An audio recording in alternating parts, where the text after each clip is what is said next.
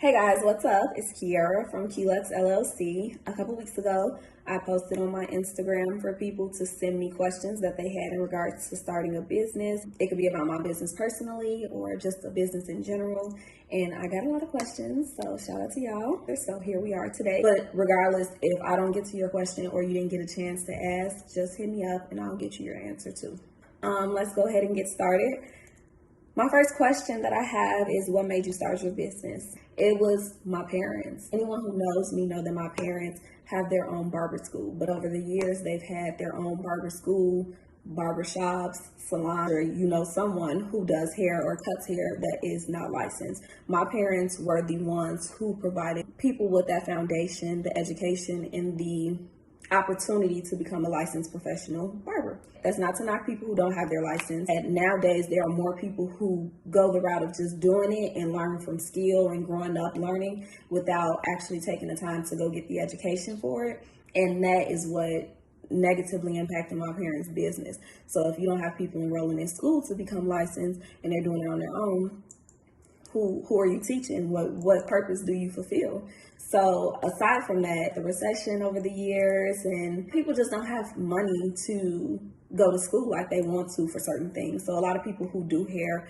and cut hair want to get licensed, but it's not that easy all the time. I wanted to start a business to help them get their passion back. They used to be on top of this hair game. And I felt like if I did my own business and kind of started and they started seeing me doing things, they would kind of want to do the same thing. We used to take trips all the time for hair shows. We used to go to the Brown Brothers show in Atlanta every year. We went to Miami one year for another hair show. There were hair shows in Chicago. This was their thing. They owned Silk and Classy Barber School or Barber College. They were well known. We got trophies from all kinds of competitions. So I wanted to help them increase enrollment and to kind of put that spark back into the business side of their lives. And here we are 2 years later. I'm doing pretty well. So the next question I have is how I found my vendors and products. So these two kind of go together. So where did you start with researching vendors and finding product? And then I have another question that said, how did you find your lip gloss recipe? Researching vendors started with Google. So that's what I did. A lot of people know about AliExpress or Alibaba. There are some local wholesale manufacturers in the States as well. Finding a vendor isn't hard. Plus, you got these people with their own businesses and celebrities and stuff selling vendor lists left and right. It's finding the vendor for you that can be a challenge, because you can find a vendor on Google easily, but it's probably a vendor that everybody's using, or probably a vendor whose quality of product is not, in line with what you're looking for. Research them, look at reviews, contact them, see how they communicate with you, see what you're looking for, and if they offer that, then try them out. And then also take time to test these vendors. And that was something when I started. I was selling hair, and people who know me know I don't really wear weave that much. Just that, how was I selling, something that I didn't know as much about? I know more about hair now than I did then, So I didn't take the time to really try out vendors. Plus, what I look for in hair may be different from someone who wears hair every single day. While someone who's wearing their sew-ins or, getting wigs made and they wear them daily, and who get a install, take it out, wash it, deep condition it, and put it back in a couple months later may feel differently.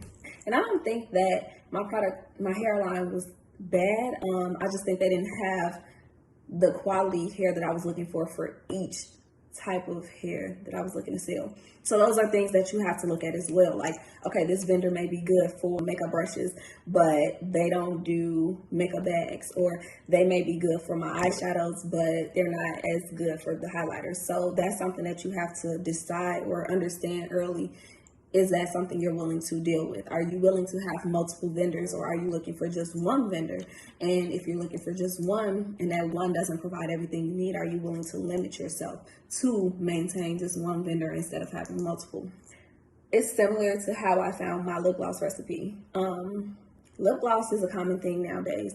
A lot of people make it because they have a lip gloss base online, and you can just add a couple little mineral oil to it to kind of loosen it up because the base is kind of thick, and it adds a little shine to it. Boom, put it in the tube, you're gone. Not to knock anyone who does that, it's still a process because the hassle of packaging it alone yourself is annoying. I wanted mine to be different. I didn't want my lip gloss to be the same as everyone else's because lip gloss to me is something that I love. Like, I wanted my lip gloss to be different. And in doing that, I started researching lip gloss recipes. It was hard because so many people use the same base that was what the recipes were giving.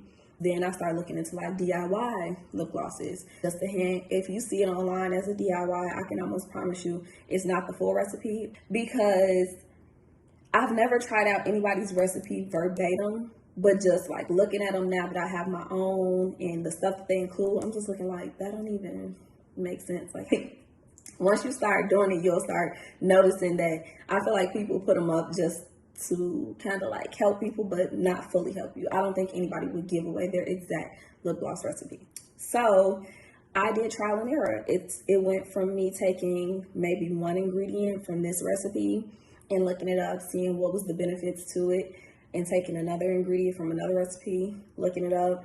That was my hardest problem, was finding something that was going to give that same stickiness that the lip gloss base gives, which is why it's easier to use the lip gloss base because it gives you that tackiness and you can dilute it with oil. Mine was the opposite. I had all the oils together and knew all the natural ingredients I wanted to include, but I couldn't figure out what the tackiness would come from a natural product because I wanted all my products to be vegan friendly. Just a matter of trial and error. I would come up with little lists, and then mind you, just because people give you a list of products don't mean that they're giving you the right measurements to make the lip glosses or to make the products. So yeah, I could tell you everything in my lip gloss, but it wouldn't give you a step-by-step guide of how I make it. So all in all, vendors, products, recipes, it all comes down to research and trial and error. It takes time. So be prepared to set aside that time and give it that time. So I would recommend being prepared to give yourself time. Next question I have is, what advice would you give to those who want to open their own business? Okay, I would say find something that you're passionate about. The one thing everybody sees nowadays is people are starting their own businesses. It's very common. And it's great. It's amazing that we have so many small and local business owners to shop and support. Pick something that you're passionate about when you're picking a business to start. Don't just start a business to say I'm a boss or I'm an entrepreneur. Pick something that people can resonate with you. If I said I'm selling lip gloss, people are like, oh, that got to be some bomb lip gloss, because I know Kiara don't play when it comes to her lip gloss. So if you're selling something that people don't know you for personally, it may take longer to, take off. And that's that. So you want to have something that people know you for. Pick something you're passionate about, research it, be prepared for the ups and downs, be prepared for it not to take off in the first year or the second year or the third year. And I know people say that all the time and you hear it all the time, but it is so true. You are not, and I mean, some people do, and shout out to them, and it's great, but I was not that person. But I have my days. I wake up some days with multiple orders, or some weekends where it's orders every day, but then it may slow down. You just have to be prepared for that. And I think every business experiences that high and low peak. That's what you have to think about.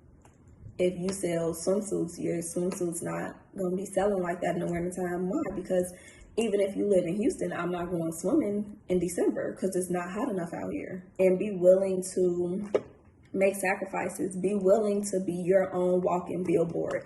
You should not sell anything or do anything that you don't sell or wear or do yourself. So I make it a habit now when I'm going out or doing something to do my makeup. Why? Because I sell makeup. So I need to have my face beat. For real, you have to be a walking representation. You want to have something that people know you for. So that's my advice for starting your own business is research it, do something that you're passionate about, and be genuine in having your business. it should be a reflection of you. If someone asks, how do I start an LLC? Google. If you Google how to start an LLC, it's different for every state, so I can't tell you, but I know in Illinois, the Cyber Drive Illinois website is where you can find the LLC articles of organization. But first, in any state, you want to look up your company or your business name and make sure that it's not registered or reserved by another person already. Because the last thing you want to do is start a business, get a logo, make a website, and then try to go register your name and somebody else got it. So look it up, make sure it's available, and then apply to be a sole proprietor, apply to be an LLC, a corporation, whatever it is you prefer. A lot of people say do an LLC. So the main difference between that and a sole proprietor is security that comes with an LLC. But as far as taxes, as a sole proprietor, you can still file taxes for your business. So I know a lot of people push an LLC and say it's for tax purposes, but it's not just solely for tax purposes. It's really for legal benefits. But yeah, as far as starting an LLC in Illinois, you just Google it, Cyber Drive Illinois website, like the blue, red, and white website, whatever. And it is the LLC Articles of Organization. That is what you will be filing. But be sure to read all of the rules and requirements while you're filling out your application, because they will deny you. So be mindful of that. Reading is fundamental. Read everything. And then at this point, this is your livelihood. This is your life. You want to read everything you're signing anyways, just so you know your rights and you know exactly what you're doing when it comes to your business. You know exactly what you're signing up for. So I think this will be my last question. And I like this question. But how has it been balancing being in law school and being a business owner? So for those who know me, I am a 1L, which is a first-year law student at Thurgood Marshall School of Law, HBCU in Houston. I'm in my first year, 2 more years to go after this, and it has been stressful. Balancing law school and a business is by far one of the hardest things that I have ever had to do, especially because law school demands so much of your time, but your business also demands a lot of your time, especially if it's your only means of income. But law school is very demanding, time consuming. I also have to kind of set aside time to do things for my business, which becomes kind of hard as well. But you make it work. For me this year, I was fortunate enough to be able to hire an employee, which was my little brother. He is my marketing coordinator, and it has been the best investment that I have made thus far, because now he is able to run my social media for me. He makes a lot of my flyers now. We brainstorm ideas and new events, and he has really lifted a weight off my shoulders that I was struggling with last semester, because I would find myself trying to make flyers, trying to keep up with posts in between school, and it would become distracting. It was very, very hard to do. But even then, that's a commitment. Like, you got to sit down and take the time to set up all of the different posts, and that means you have to have them ready. That would always be my thing. I didn't always have them ready. So over winter break, I took the time to make a lot of flyers and a lot of posts, and to come up with a lot of ideas and concepts for this upcoming spring. So that way, while I was in school, I didn't have to burden myself with feeling bad for neglecting my business, or feeling bad for spending too much time on my business and taking away from my studies. So it has not been easy. And if you work a job and you have a business, it's not easy.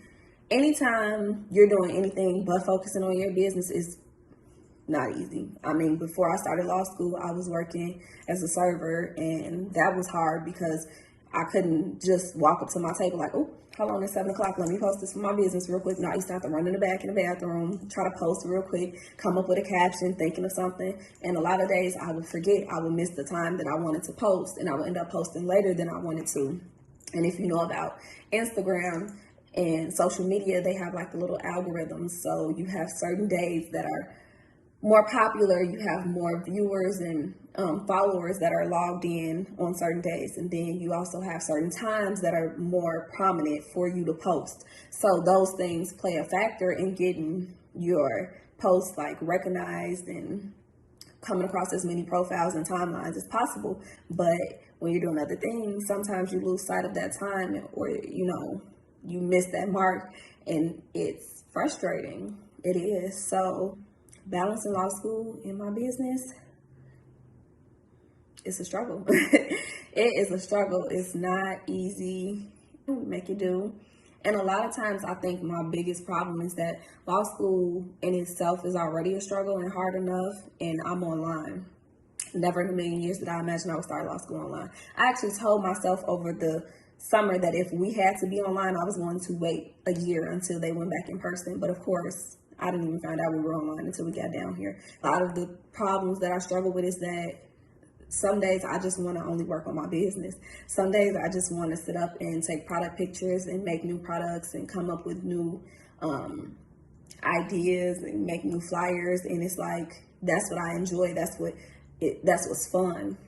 School isn't fun. Like, I like the material and stuff I'm learning, but who wants to be up writing a paper? Who wants to be reading 20 pages for each class every single night, So sometimes my business is my escape from school, and I have to learn not to let it take too much of my time away, because if it was up to me, it would get all my time. But I have to learn how to manage. Like I said, having my brother on my business payroll now has been very beneficial. See our flyers and posts right now, he's doing it. He's making them. He's posting them, the captions, the flyers, most of it is all him. So shout out to you and thank you. But yeah, so I think that is all of my questions for today. Like I said, if I missed your question, or if you have a question that you didn't ask or you want to, just reach out to me and I will, get an answer to you as soon as possible. Thanks for watching and stay tuned for more videos.